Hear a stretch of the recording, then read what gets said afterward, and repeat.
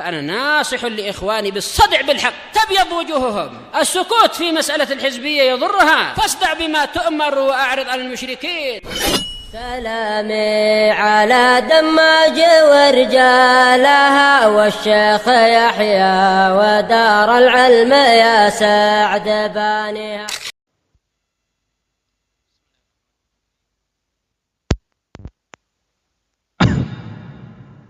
Alhamdulillahirabbil alamin. Wassalatu wassalamu ala rasulihil amin. Wa ala alihi wa ashabihi ajma'in, amma ba'd.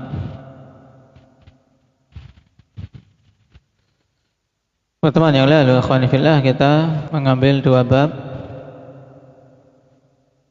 yaitu terkait dengan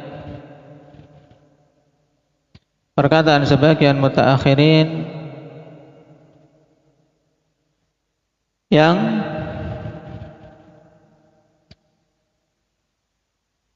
mengkhabarkan tentang manhaj salaf dengan khabar yang salah. Naam,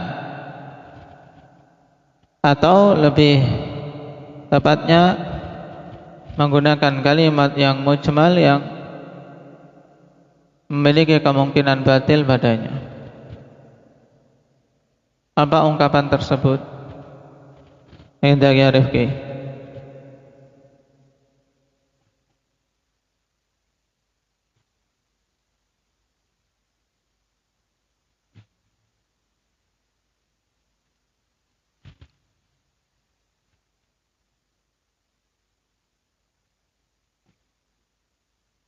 Meyakini, ya, bersamaan dengan keyakinan bahwasanya zahirnya tidak dimaksudkan, yaitu mereka mengatakan manhaj salaf dalam sifat-sifat Allah Subhanahu wa taala adalah menjalankan nas-nas sebagaimana datangnya, diterima sebagaimana datangnya, bersamaan dengan keyakinan bahwasanya zahir dari nas itu tidaklah dimaksudkan.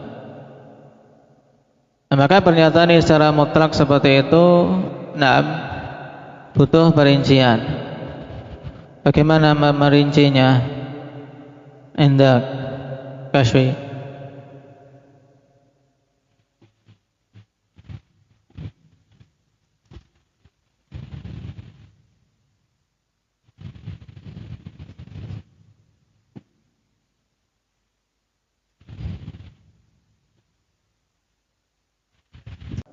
Nah, kita katakan makna zahir ini butuh diperinci, ya. Kalau yang dimaksud dengan zahir nas adalah penetapan sifat-sifat yang sesuai dengan keagungan bagi Allah tanpa menyerupakannya dengan makhluk, maka kita katakan itu adalah zahir yang diinginkan pada setiap nas. Zahir yang seperti itu maksudnya berarti itu memang diinginkan. Sehingga kalau mereka mengatakan zahir dengan makna ini tidak diinginkan, berarti dia telah tersesat. Dan kalau menisbahkan itu sebagai manhaj salaf, maka mereka telah berdusta atas nama salaf. Baik. Kemungkinan makna yang kedua dari zahir yang dimaksudkan apa? Alif.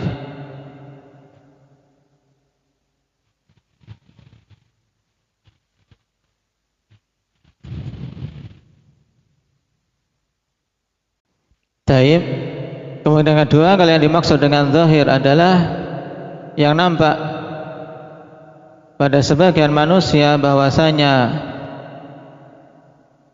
zahir dari suatu nas itu penyerupaan terhadap makhluk, penyerupaan Allah terhadap makhluk. Maka ini jelas tidak diinginkan dari suatu nas. Tapi kita katakan juga ini bukan makna zahir dari suatu nas. Kenapa? Karena tidak mungkin zahir dari suatu nas kok penyerupaan terhadap makhluk, yang itu jelas mustahil. Nah, mustahil.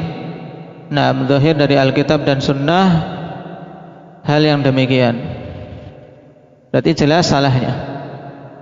Taib. Kemudian bab yang kedua, kita juga membantah perkataan sebagian mutaakhirin akhwan yang menyatakan tidak ada perbedaan antara manhaj salaf dan manhaj ahli ta'wil. Ini juga kita bantah secara mudah, ini dusta atas nama para salaf. Nah, kenapa? Karena para salaf mereka menempuh metode dalam menetapkan sesuai dengan nas-nas yang datang tanpa mentakwil.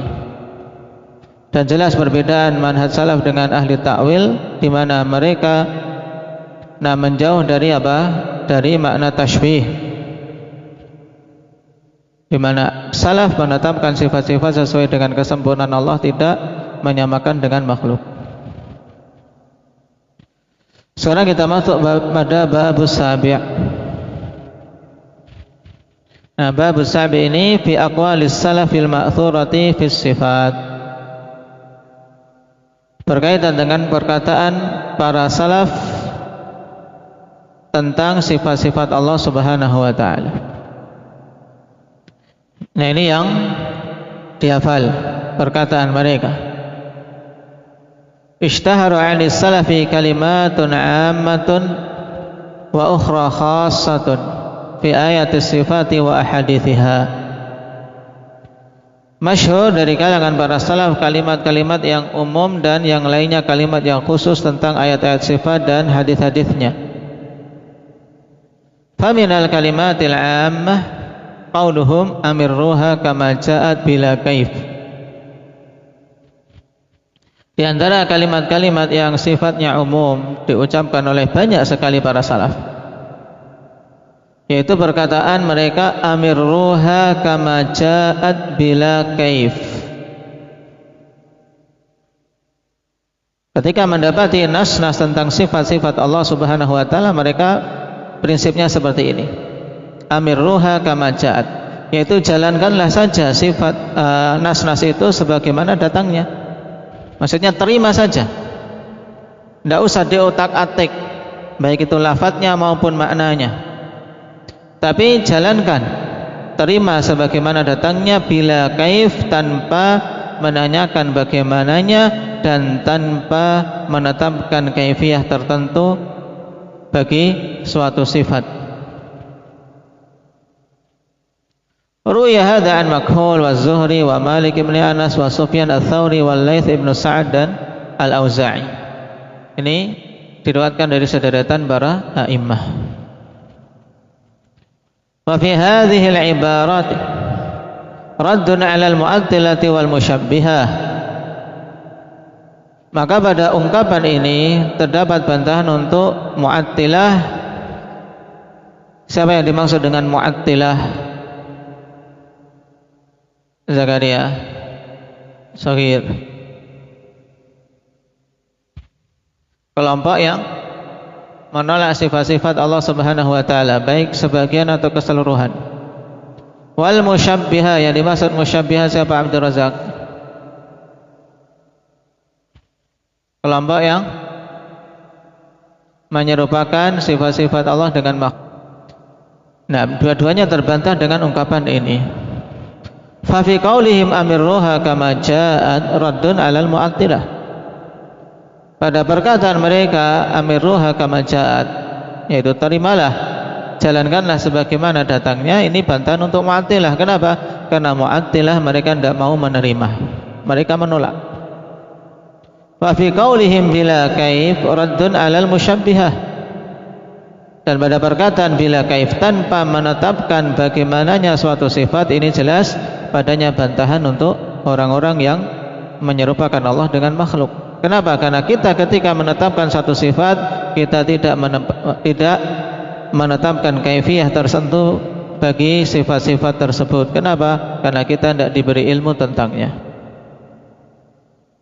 Wa fiha aydan dalilun ala anna as-salafa kanu yuthbituna li nususis sifatil ma'ani as-sahihati allati taliqu billah.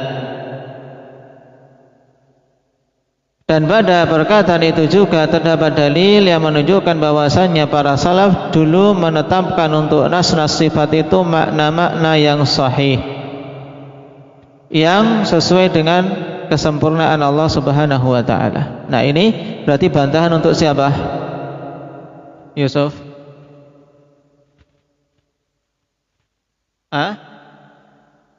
Mufawwidhah.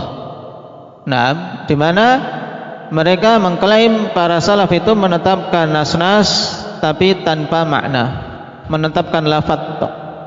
Padahal dari perkataan tadi menunjukkan bahwasanya salaf menetapkan nas tentang sifat sekaligus maknanya. Tadullu ala dzalika min wajhain, menunjukkan atas hal itu dua sisi. Al-awwal qauluhum amirruha kama ja'at fa inna ma'naha ibqa'u dalalatiha ala ma ja'at bihi minal ma'ani.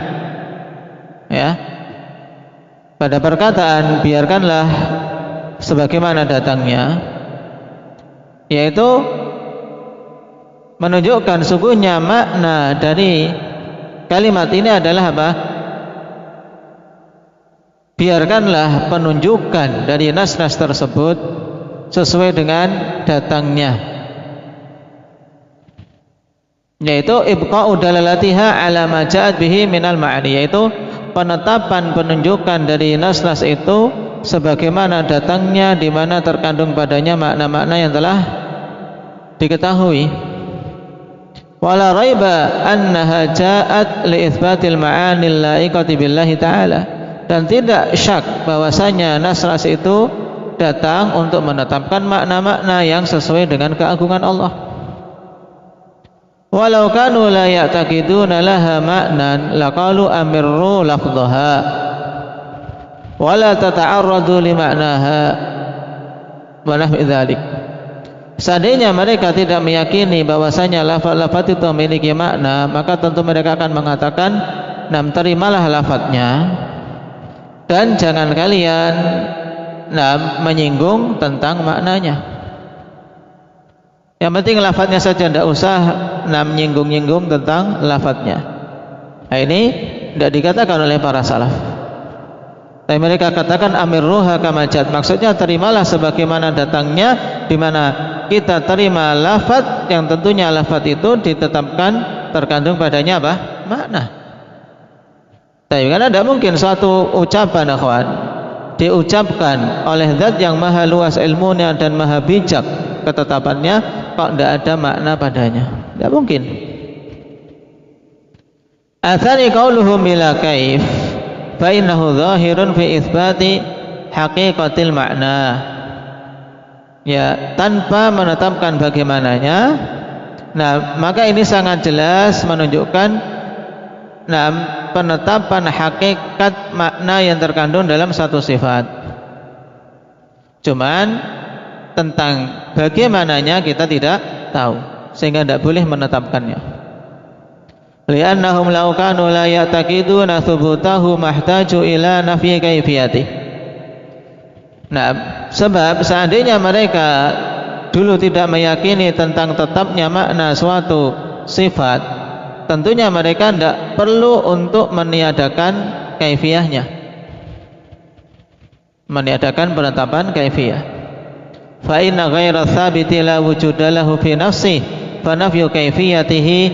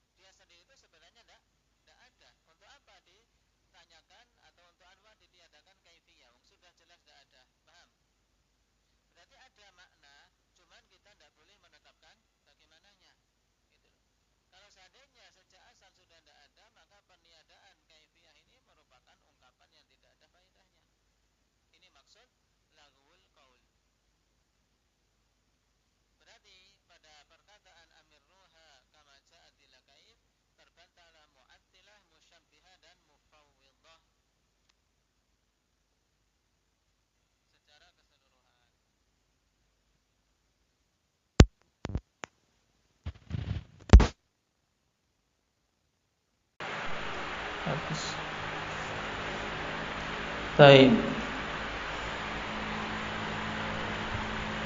Nah, ini terbantah akhwan dengan perkataan amirruha kama ja'at bila kaif. Siapa? Mu'attilah, musyabbihah dan mufawwidhah. Baik, terbantahnya mufawwidhah dari dua sisi. Nah, pada amiruha kama ja'at. Nah, diperintahkan untuk menerima sebagaimana datangnya. Maksudnya di sini apa? Tetapkan sesuai dengan penunjukan yang memang nas itu datang dengannya. Dan tentunya nas datang dengan membawa apa? Makna. Ini.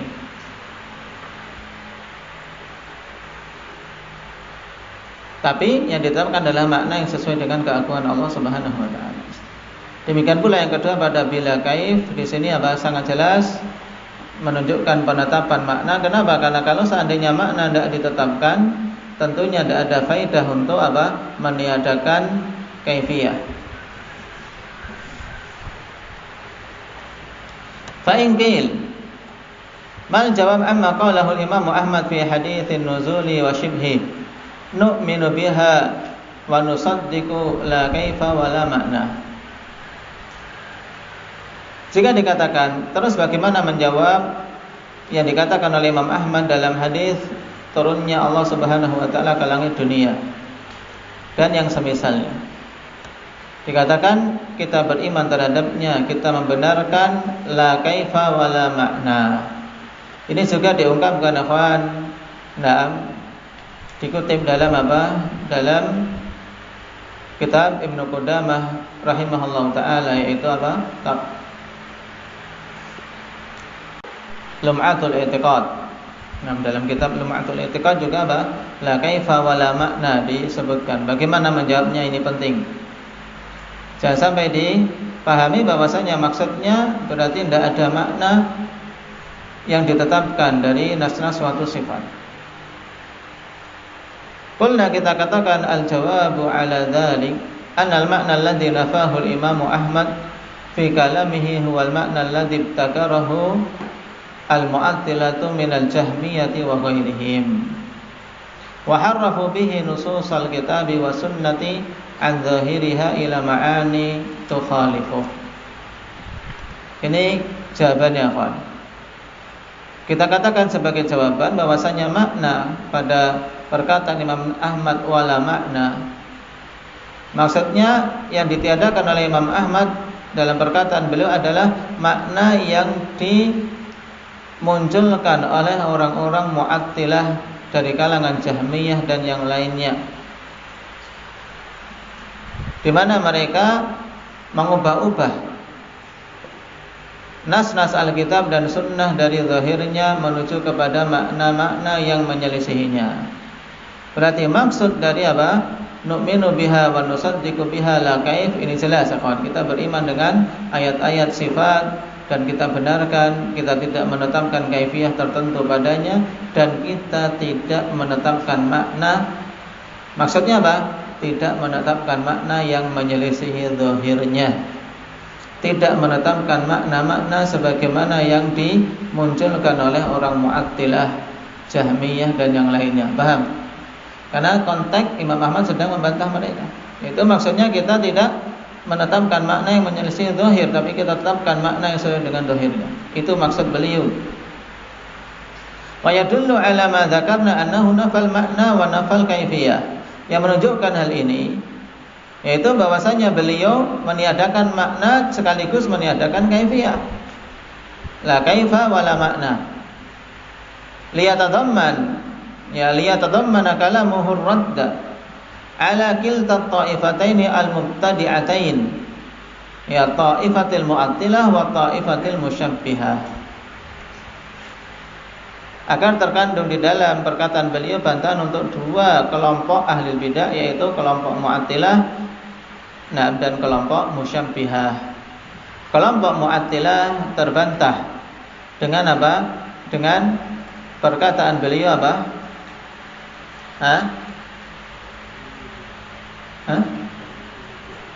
Nu'minu biha wa nusaddiqu biha.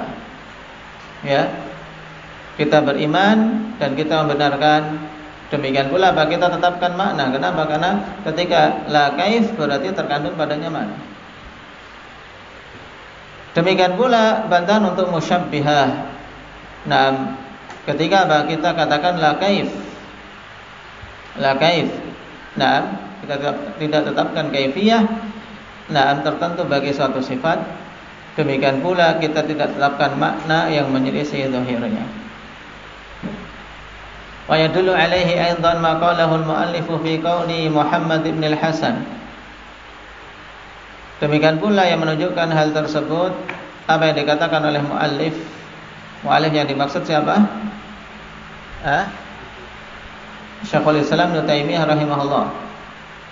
Pada perkataan Muhammad ibn al-Hasan, ittafaqal fuqaha kulluhum min al-masyriqi ila al-maghrib 'ala al-imani bil Qur'ani wal ahadits allati ja'at biha thiqatu an Rasulillah sallallahu alaihi wasallam fi sifatir Rabbi azza wa jalla min ghairi tafsirin wala wasfin wala tashbih. Ini juga perlu dipahami ya kawan. Penukilan ijma' ini maknanya bagaimana?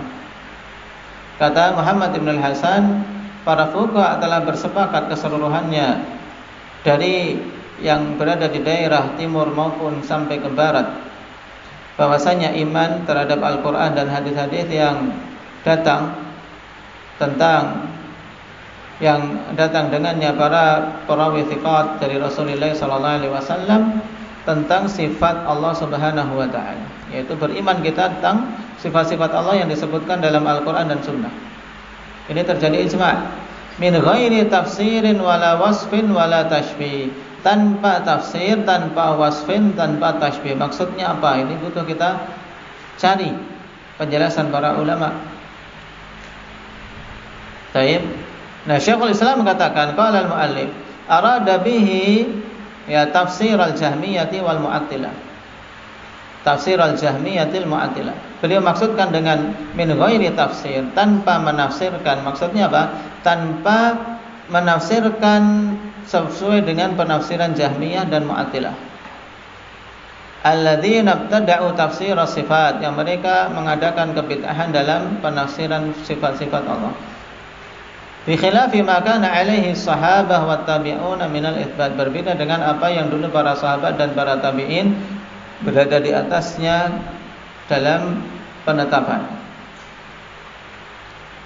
Jadi min ghairi tafsir, tanpa menjelaskan makna sebagaimana yang diada-adakan oleh Jahmiyah Mu'attilah. Baik. Kenapa? Karena Jahmiyah Mu'attilah mereka menolak sifat-sifat itu. Kenapa? Karena sudah menafsirkan dulu bahwasanya zahir dari ayat-ayat itu adalah apa? Tashbih. Zahir dari nas tersebut adalah penyerupaan Allah dengan makhluk. Akhirnya mereka menolak. Jadi ingin lari dari tashbih sehingga jatuh dalam penolakan, tapi berakhir dengan tashbih yang lebih parah, yaitu apa? Tashbih mereka yang lebih parah apa? Hudzaifah? Orang Mu'attilah, Jahmiyah, hakikatnya ingin lari dari tashbih karena mereka sudah menafsirkan ayat sifat dengan apa? Penafsiran yang batil, yaitu bahwasanya ayat-ayat itu padanya penyerupaan dengan Allah. Akhirnya mereka tolak. Jadi Mu'attilah itu sebenarnya ingin lari dari tashbih, sehingga menolak sifat-sifat, tapi malah terjatuh dalam tashbih lain yang lebih parah. Apa itu? Baik, tak soal apa jawabannya? Mereka terjatuh dalam tashbih, tashbihillah bil adam. Mereka jatuh dalam penyerupaan Allah dengan sesuatu yang tidak ada. Ini lebih parah. Qala fa hadha dalilun ala anna tafsir ayati sifati wa ahadithiha ala naw'ain. Maka ini merupakan dalil bahwasanya penafsiran ayat sifat dan hadis-hadisnya itu ada dua jenis. Yang pertama tafsirun maqbul, tafsir yang diterima, wa huwa ma kana alaihi sahabatu wat tabi'un min itsbatil ma'na al-la'iqi billahi azza wa jalla al-muwafiqi li dhahiril kitab was sunnah. Tafsir yang diterima yaitu tafsir yang para sahabat dan tabi'un berada di atasnya, berupa penetapan makna-makna yang sesuai dengan keagungan Allah dan mencocoki zahir dari Alkitab dan Sunnah. Maksudnya mencocoki zahir apa? Mencocoki makna yang kuat, makna yang mendominasi dari suatu nas dalam Al-Quran maupun As-Sunnah. Ini tafsir yang makbul. Disitulah kita tahu makna. Sedangkan tafsir yang kedua yaitu tafsir ghairu makbul. Nah, wa huwa makana bi khilafi dzalik, yaitu penafsirannya berbeda dengan itu, yaitu yang menyelisih zahirnya, tidak mencocoki metode para sahabat dan tabi'in. Wa hakadzal makna minhu maqbulun wa minhu mardudun ala ma taqaddam. Demikian pula makna. Nah, makna yang ditetapkan dari nas-nas itu ada yang diterima, ada yang tertolak sebagaimana telah lewat. Berarti berkata Imam Ahmad jelas ikhwan, nu'minu biha wa nusaddiqu biha la kaifa wa la makna. Maksudnya apa? La kaifa jelas, kita apa? Meniadakan kaifiyah tertentu bagi sifat. Sekarang wala makna harus antum pahami. Tidak ada makna, maksudnya apa? Kita menolak makna yang bagaimana? Nah, makna yang tidak sesuai dengan zahirnya, makna yang menyelisihi apa yang diyakini oleh para salaf, para sahabat, para tabi'in. Fa in qil hal li sifatillahi kaifiyah. Nah, ini penting. Karena jangan sampai kita memahami makna perkataan salaf la kaif atau bila kaif dengan makna yang salah. Maka kata Syekh Ibnu Utsaimin, apakah untuk sifat-sifat Allah itu ada kaifiyahnya? Perhatikan jawabannya.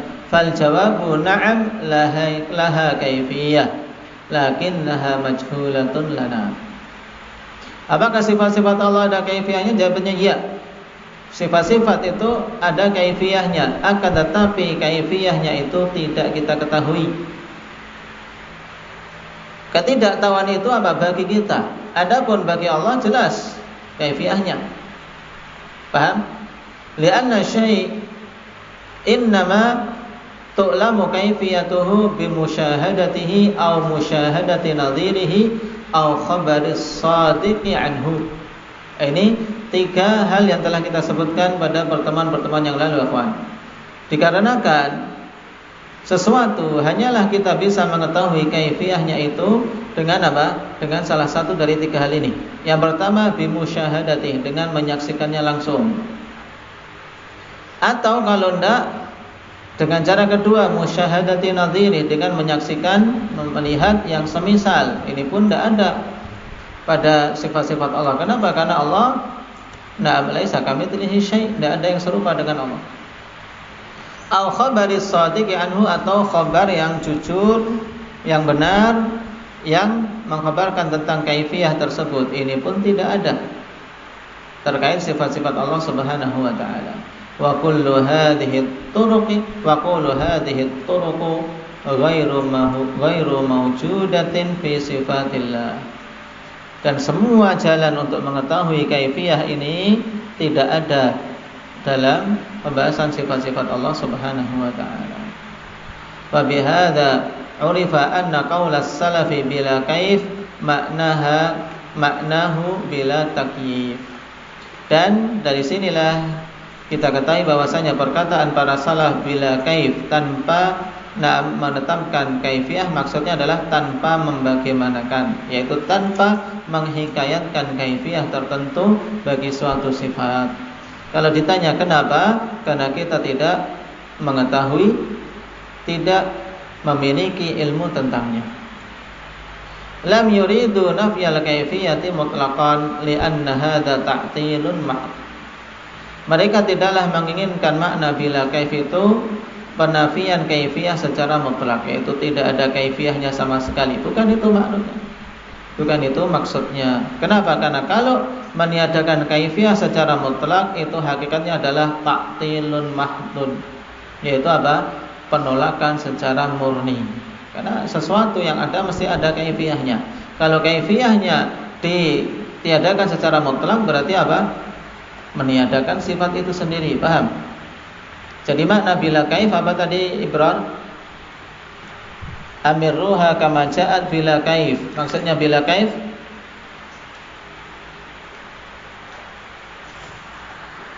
taib. Jadi makna bila kaif maksudnya bila takyifin, yaitu tanpa kita menetapkan bagaimananya sifat tersebut.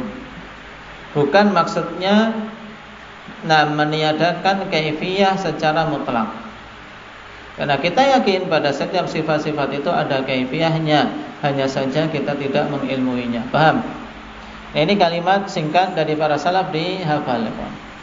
Amirruha kama ja'at bila kaif. Ini prinsip pokok dalam mensikapi ayat-ayat dan hadis-hadis tentang sifat.